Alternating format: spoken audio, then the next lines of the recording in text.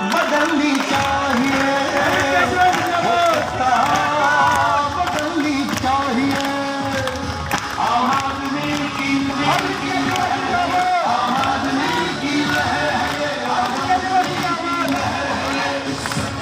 सब कुछ लूटा और जनता को। मैं समझता हूँ उत्तराखंड के लोग बहुत भोले भाले हैं और इस विधानसभा में मेजॉरिटी में मैं देख रहा हूँ कि गरीब लोग काफ़ी मात्रा में हैं। आज लोग अंधकार में हैं। जिस तरह देश के अंदर महंगाई लगातार बढ़ी है, बेरोजगारी भी लगातार बढ़ी है, एजुकेशन में फीस इतनी ज़्यादा महंगी हो गई है कि अगर बच्चा किसी तरह मेहनत करके इंजीनियरिंग का एग्ज़ाम क्वालिफाई कर ले, मेडिकल का एग्ज़ाम क्वालिफाई कर ले, तो वहाँ लाखों रुपए की फ़ीस एक साथ में इकट्ठी जमा करनी होती है। तो लाखों रुपए की फ़ीस देने के लिए लोगों के पास नहीं है। लोगों को अगर कोई गंभीर बीमारी हो जाए और डॉक्टर कह दे कि 5 लाख रुपए लगेंगे, लोगों के पास एकदम से समझ लो उनको लगता है कि अभी 5 लाख कहाँ से आएंगे। तो सरकार की ज़रूरत अमीर लोगों को नहीं है। वो अपने पैसे के दम पे महंगे से महंगे स्कूल में या कॉलेज में अपने बच्चों को पढ़ा लेंगे। वो महंगे से महंगे बढ़िया से बढ़िया हॉस्पिटल में अपने बच्चों का इलाज करा लेंगे। सरकारों की ज़रूरत गरीब लोगों को है। देश में जिस तेज़ी से महंगाई बढ़ी है, बेरोजगारी बढ़ी है, 90% से ज़्यादा लोग देश में गरीब हो गए हैं। वो आज के दौर में इस महंगाई को झेल नहीं पा रहे हैं। वो बिजली का बिल तक नहीं पे कर पा रहे हैं। बिजली के कनेक्शन कटते जा रहे हैं, इतनी ज़्यादा बिजली महंगी है। उसे चिंता सिर्फ इस बात की रहती है आम आदमी पार्टी को कि हम जो जनता के साथ वायदे कर रहे हैं उन वायदों को पूरा कैसे करेंगे। हमारे नेता माननीय अरविंद केजरीवाल जी किसी भी प्रॉमिस करने से पहले उसको पूरा चिंतन मनन करते हैं। एक्सपर्ट्स की पूरी टीम बैठती है। पूरे प्रदेश का बजट कितना है, कहाँ से बजट आता है, किस चीज़ पे कितना खर्च हो रहा है, कहाँ पैसे को की चोरी हो रही है, कहाँ से पैसे को बजट को रिवेन्यू को बढ़ाया जा सकता है, किन साधनों से जनता पे बोझ डाले बिना रिवेन्यू के रिसोर्सेज किस तरह बढ़ाए जा सकते हैं, उस पर पूरा स्टडी करने के बाद उसके बाद ही आम आदमी पार्टी अपना घोषणा पत्र जनता से पूछ के तैयार करती है और उस वायदे को पूरा करने की तरफ पूरी गंभीरता से काम करती है। तो आज अगर अरविंद केजरीवाल कोई वायदा उत्तराखंड के लोगों से कर रहे हैं तो यकीन मानिए वो मोदी नहीं है जो वोट लेने के बाद भूल जाएंगे और हिंदू मुस्लिम के चक्कर में उलझा के लोगों का ध्यान ही भटका देंगे। हम लोग जाति धर्म की राजनीति नहीं करते, हम काम की राजनीति करते हैं। हम राजनीति को बदलने आए थे और हमने राजनीति को बदला है। जिन राज्यों से हम बिजली खरीद रहे हैं, जो राज्य बिजली बना रहे हैं, उनसे सस्ती बिजली हम दिल्ली में दे रहे हैं। तो अगर हम दे सकते हैं तो क्या बाकी राज्य सरकारें नहीं दे सकती? क्या उत्तराखंड की सरकार नहीं दे सकती? हम अगर सरकारी स्कूलों का अच्छा कर सकते हैं, हम अगर सरकारी अस्पतालों का अच्छा कर सकते हैं, तो क्या उत्तराखंड की सरकार नहीं कर सकती? ये तो कंपैरिजन जनता को करना है। ध्यान रखना, जो लोग जनता के वोट लेने के लिए उनके वोट लेने के लिए शराब और पैसा बांटेंगे, वो लोग वोट खरीद के फिर देश को बेच देते हैं, वो राज्य को बेच देते हैं, वो सरकारी संसाधनों को बेच देते हैं जैसा बेचा जा रहा है। रेलवे बेच दिया, एयरपोर्ट बेच दिए, एयर इंडिया बेच दिया, पेट्रोलियम कंपनियां बिक रही हैं, गैस कंपनियां बिक रही हैं, सब कुछ बिक रहा है। देश का सब कुछ बेच दोगे तो देश चलेगा कैसे? अब हम माननीय राजेंद्र पाल गौतम जी को सुनेंगे और कृपया करके सभी लोग अपनी जगह पर बैठ जाए। मैं अपने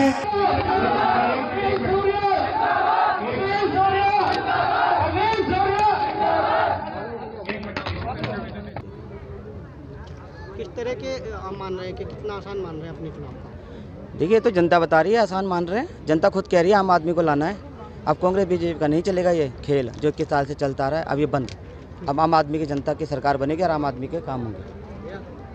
बदलनी चाहिए, बदलनी चाहिए। आम आदमी की नमन करते हुए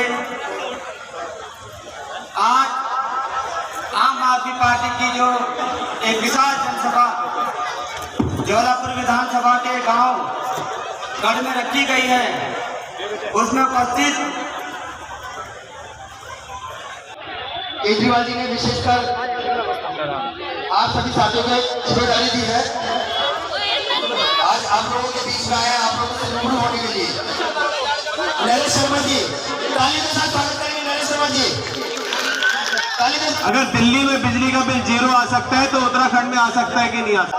और ये आएगा तभी जब जिस तरीके से दिल्ली में अरविंद केजरीवाल जैसे ईमानदार मुख्यमंत्री को दिल्ली के सारे लोगों ने मिलकर चुना, ईमानदार प्रत्याशी कर्नल कोटियाल जी को उत्तराखंड का मुख्यमंत्री बनाएंगे तो उत्तराखंड में हर एक घर में रहने वाले व्यक्ति का बिजली का बिल 0 आएगा, क्योंकि अरविंद केजरीवाल जी ने कह दिया है कि उत्तराखंड में सरकार बनेगी और हर एक घर में 300 यूनिट बिजली का बिल मुफ्त होगा। इनके माता पिता भी बैठे हुए हैं और हाथ उठा के बताइए उत्तराखंड में नौकरी है क्या? वो धामी के कान तक आवाज पहुंचानी चाहिए, धामी जी के कान तक आवाज पहुंचानी चाहिए, क्योंकि हरीश रावत जी और धामी जी आजकल यही खेल खेल रहे हैं कि हमने नौकरी दी, हमने नौकरी दी, लेकिन नौकरी आखिर किसको मिली यही नहीं पता। उत्तराखंड में कोई भी परिवार बेरोजगार नहीं बचेगा और जब तक के नौकरी नहीं मिल जाती, जब तक के उस परिवार के युवा को नौकरी नहीं मिल जाती, तब तक के 5,000 रुपए की सहायता राशि जो है अरविंद केजरीवाल कर्नल कोटियाल की सरकार जो है आम आदमी पार्टी की सरकार उस परिवार को उस युवा को देगी 5,000 रुपए मासिक। कि दिल्ली में जो हमने कहा वो करके दिखाया और उत्तराखंड में भी जो कह रहे हैं वो करके दिखाएंगे। हवा में बातें नहीं करती आम आदमी पार्टी सरकार। इन्होंने दिल्ली में जो है एक जय भीम योजना चालू करी थी। जय भीम योजना में जितने भी हमारे युवा हैं, कोई आईएएस बनना चाहता है, कोई पीसीएस बनना चाहता है, कोई एमबीबीएस करना चाहता है, कोई लॉयर बनना चाहता है, कोई डॉक्टर बनना चाहता है, क्योंकि गरीब के पास तो पैसा नहीं है। तो हमारे दिल्ली में राजेंद्र पाल गौतम जी और मुख्यमंत्री अरविंद केजरीवाल जी ने मिलकर एक स्कीम लाई, जय भीम योजना, जिसमें अगर कोई भी परिवार जो एससी का हो, ओबीसी का हो या जिसकी 8 लाख रुपए से कम की इनकम हो, उस परिवार को वो स्कीम के तहत कोचिंग की, चाहे वो कोचिंग में 50,000 रुपए का खर्चा है या 2 लाख रुपए का खर्चा है, वो सारी कोचिंग की फीस जो है वो दिल्ली सरकार भरती है। समूचे उत्तराखंड में आम आदमी पार्टी को इस बार सत्ता में आने से कोई नहीं रोक सकता। अगर आपने ये काम कर दिया, ईमानदार आपको मुख्यमंत्री बनेगा और ज्वालापुर विधानसभा में अगली बार आम आदमी पार्टी का विधायक होगा। बहुत बहुत शुक्रिया, बहुत बहुत धन्यवाद दोस्तों। केजरीवाल जी ने विशेषकर आप सभी साथियों को जिम्मेदारी दी है, आज आप लोगों के बीच में आया, आप लोगों से रूबरू होने के लिए। नरेश शर्मा जी, ताली के साथ स्वागत करेंगे नरेश शर्मा जी, ताली के साथ। एक सवाल आप पूछ सकते हैं कि आपको आम आदमी पार्टी से ही क्यों जुड़ना चाहिए? यहाँ तो बहुत बड़ी बड़ी पार्टी पहले से मौजूद है, अरबों खरबों रुपया उनके पास है, मीडिया बल, बाहुबल और मनी बल, सब तरह की ताकत उनके पास है। तो ऐसे कौन से कारण हैं कि आप लोगों को उन सारे बड़े बड़े पैसे वाले दलों को छोड़कर अब हम माननीय राजेंद्र पाल गौतम जी को सुनेंगे और कृपया करके सभी लोग अपनी जगह पर बैठ जाए। मैं अपने